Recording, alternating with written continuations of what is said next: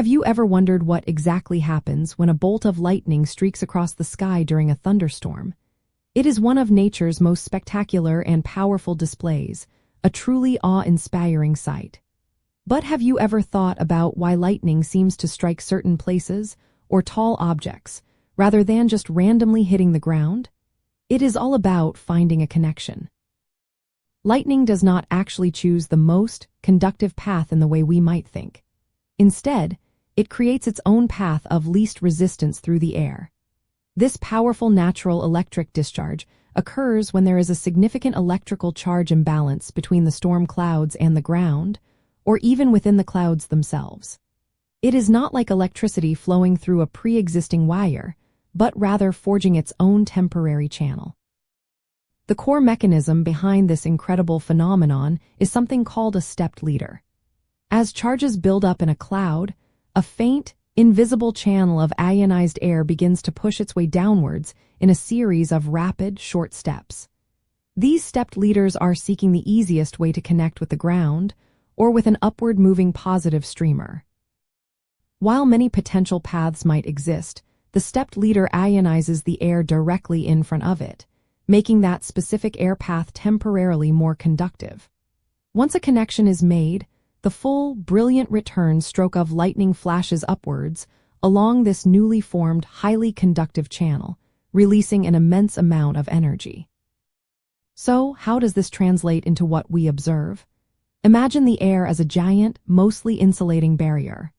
Lightning's stepped leader is like an explorer probing for the quickest route through a dense forest. It does not just randomly pick a spot and expect to get through.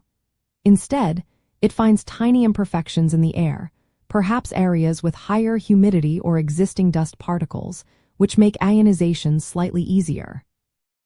Tall objects like trees or skyscrapers are important because they are already closer to the charged clouds, effectively shortening the distance the stepped leader needs to travel and making a connection more likely. This is why lightning often appears to target these elevated structures. A fascinating detail is that the initial stepped leader is usually negatively charged, and when it gets within about 100 feet of the ground, it often meets an upward-reaching positive streamer. This is a positive charge reaching up from the ground, or a tall object, like a meeting point. The actual visible lightning strike, the one that lights up the sky, is actually the return stroke traveling upwards along the newly formed, highly charged channel. This intricate dance of charges is a testament to the complex physics at play, where electricity is not simply finding a path, but actively creating it in a dynamic, high-energy environment. Understanding that lightning creates its path of least resistance, rather than passively choosing one, helps us appreciate its raw power and unpredictability. It explains why tall structures are vulnerable, why lightning rods are effective at safely guiding these powerful discharges, and why remaining safe during a thunderstorm is so crucial.